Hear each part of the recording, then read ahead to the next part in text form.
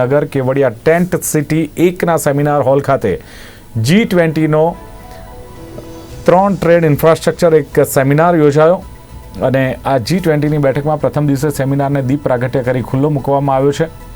ખાસ તો આ પ્રસંગે ભારત સરકારના વાણિજ્ય અને ઉદ્યોગ મંત્રાલયના વિશેષ સચિવ સુમિતા ડાવરા, સચિવ રાજેશસિંહ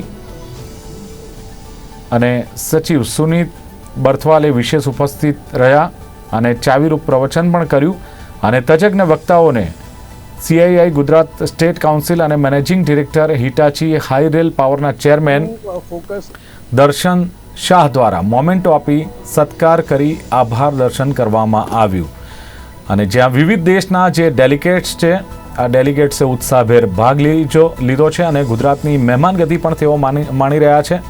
ત્યારે ગુજરાત સહિત એસ્પિરેશનલ નર્મદા જિલ્લામાં ઊભું કરવામાં આવેલ પ્રવાસન સ્થળથી પ્રભાવિત થઈ આદિજાતિના વૈવિધ્યસભર કલા સંસ્કૃતિથી વાકેફ થયા હતા।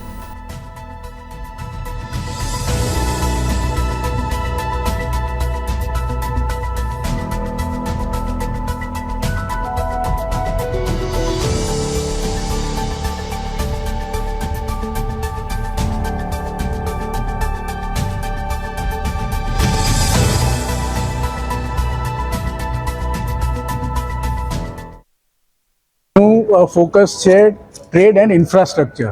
તો આની આગળના ઇવેન્ટનું ફોકસ હતું ટ્રેડ એન્ડ ફાઇનાન્સ, આ વખતે ટ્રેડ એન્ડ ઇન્ફ્રાસ્ટ્રક્ચર છે અને એમાં આ ઇવેન્ટનું મેઇન ઓબ્જેક્ટિવ કે ભાઈ ઇન્ફ્રાસ્ટ્રક્ચરનો રોલ શું હોવો જોઈએ આજના સમયમાં જ્યાં ગ્લોબલ વેલ્યુ ચેન એટલે દુનિયા એટલે દેશો વધારે ને વધારે એકબીજા સાથે સંકળાયેલા છે વેપારના માધ્યે। તો એના માટે ઇન્ફ્રાસ્ટ્રક્ચરની શું જરૂરિયાત હોવી જોઈએ અને કેવી રીતે ઇન્ફ્રાસ્ટ્રક્ચર ડેવલપ કરવું જોઈએ જેથી દેશોની વચ્ચે જે ટ્રેડ એ વધારે એક્સેલરેટ થાય, જેથી બધા જ દેશોનું આપણે પ્રોસ્પેરિટી વધે। તો આપણે ઇન્ડિયાના સ્પેસિફિક આપણે અહીંયા જોયું છે કે જે છેલ્લા 2-3 વર્ષથી જે ઇન્ફ્રાસ્ટ્રક્ચર ઉપર જે એમ્ફોસિસ રાખ્યું છે આપણા માનનીય શ્રી મોદીજીએ કે આખું PM ગતિ શક્તિ પોર્ટલ એટલે એક્સ્ટ્રીમલી હાઈ ટેકનોલોજીઝ યુઝ કરીને infrastructure planning, execution as well as tracking એ બધું જ આપણે ટેકનોલોજી દ્વારા થઈ રહ્યું છે અને જેથી આપણે જે ઝડપથી ઇન્ફ્રાસ્ટ્રક્ચર બની રહ્યું છે એ આપણે ક્યારેય આ દેશમાં જોયું નથી અને આ મોડલ કે આપણે ટેકનોલોજી વાપરીને ઇન્ફ્રાસ્ટ્રક્ચર કેવી રીતે થાય એ બીજા દેશો બી આપણે ભારત પાસેથી એ સમજવાનો ટ્રાય કરી રહ્યા છે। બીજું આપણે એ જોઈ રહ્યા છે કે ભાઈ આ તમે ગ્લોબલ વેલ્યુ ચેન તમારું ઇન્ફ્રાસ્ટ્રક્ચર સુધરે તો તમારો ટ્રેડ સુધરે તો બેનિફિટ કેવી રીતે થાય। આપણે સૌથી વધારે બેનિફિટ આપણી જે MSMEs છે, જે સ્મોલ એન્ડ મીડિયમ એન્ટરપ્રાઇઝીસ, એ લોકોને ગ્લોબલ ઓપોર્ચ્યુનિટીઝ મળે। આપણે ગુજરાતમાં આપણે જાણીએ છીએ કે ભાઈ આપણે વેપાર આપણા લોહીમાં છે। All we have to provide is access and opportunity.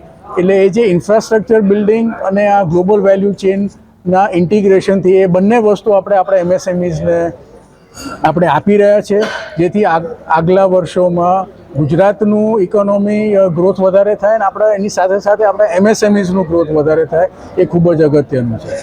G20 के तहत जो ट्रेड एंड इन्वेस्टमेंट का वर्किंग ग्रुप है उसकी एक मीटिंग कल से केवड़िया में एकता नगर में ऑर्गेनाइज की जा रही है।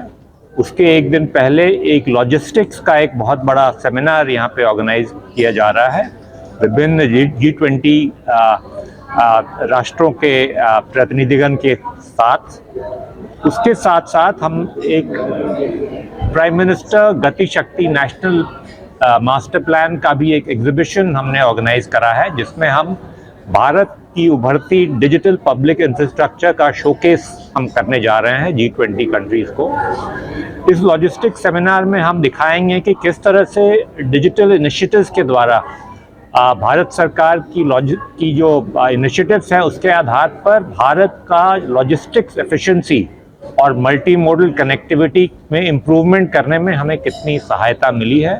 हमारा विश्व भर में जो 138 देशों का लॉजिस्टिक्स इंडेक्स की रैंकिंग होती है उसमें कैसे हमारा सुधार हो रहा है हमारी रैंकिंग में, और आगे उसको हम अंडर 25 रैंकिंग में ले जाने का जो हमारा प्रयास है उसके बारे में ये चर्चा की जाएगी और दूसरे देशों के एक्सपीरियंसेस से और G20 नेशंस के एक्सपीरियंसेस के आधार पर हम अपनी लॉजिस्टिक एफिशिएंसी कैसे बढ़ा सकेंगे उसके बारे में भी अब हमें चर्चा करने का अवसर मिलेगा। નર્મદા જિલ્લાના કેવડિયા ખાતે ટેન્ટ સિટી 1માં હાલ કહી શકાય કે G20ની ત્રીજી બેઠક યોજવામાં આવી હતી. હાલ તમે દ્રશ્યમાં જોઈ શકો છો કે જે આ કેવડિયા ખાતે આવેલ ટેન્ટ સિટી 1 છે ને તેનો જે કોન્ફરન્સ હોલ છે, જે વિદેશથી આવેલા જે 200 જેટલા ડેલિગેટ્સ છે તેઓ ખાસ કરીને અહીંયા ચર્ચા કરી હતી. ઇન્ફ્રાસ્ટ્રક્ચર વધારીને કઈ રીતે ઇકોનોમીને વધારી શકાય તે મુદ્દે ખાસ ચર્ચા કરવામાં આવી હતી. અને હાલ કહી શકાય કે જે આ બેઠક નર્મદા જિલ્લામાં રાખવામાં આવી છે, હાલ નર્મદા જિલ્લો એક પ્રવાસન તરીકે ઉભરી રહ્યો છે, ત્યારે આ બેઠકને લઈને પ્રવાસન ક્ષેત્રે ઘણો વિકાસ થાય તેમ છે. અને આ બેઠક ખૂબ મહત્ત્વની હોય. ખાસ કહી શકાય કે એસઓયુ તંત્ર, જિલ્લા વહીવટી તંત્ર ખૂબ સજ્જ બન્યું છે. તમામ જે બહારથી વિદેશી ડેલિગેટ્સ આવ્યા છે તેઓની સુરક્ષા વધારી દેવામાં આવી છે. અને હાલ કહી શકાય પોલીસ બંદોબસ્ત પણ રાખવામાં આવ્યો છે. અને ખાસ આ બેઠકની શરૂઆત થઈ છે. સતત 2 દિવસ જે છે આ વિવિધ મુદ્દા પર ચર્ચાઓ થશે અને બેઠક યોજાશે. અને આવનાર લગભગ 12 તારીખે તેઓ સ્ટેચ્યુ ઓફ યુનિટીના કહી શકાય કે પ્રવાસન સ્થળો પણ નિહાળશે. ત્યારે ખાસ પહેલી વખત ભારત દેશ જ્યારે G20નું પ્રતિનિધિત્વ કરી રહ્યું હોય અને G20ની બેઠક, ત્રીજી બેઠક હાલ નર્મદા જિલ્લામાં યોજાઈ છે. ગુજરાત સહિત નર્મદા જિલ્લા માટે ખૂબ ગર્વની વાત છે. રાજેન્દ્રસિંહ કઠવાડિયા, ગુજરાત ન્યૂઝ, નર્મદા.